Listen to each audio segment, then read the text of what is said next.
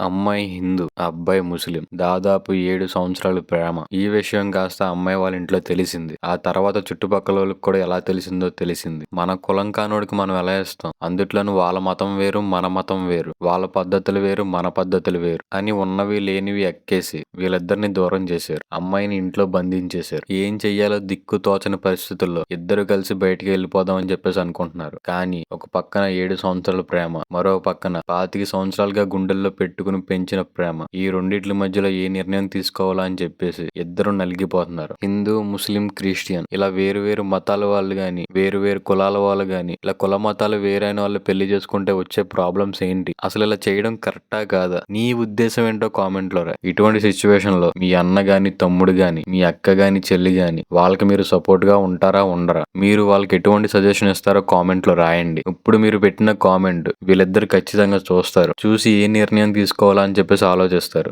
ఆలోచించి కామెంట్ పెట్టండి. మంచిది.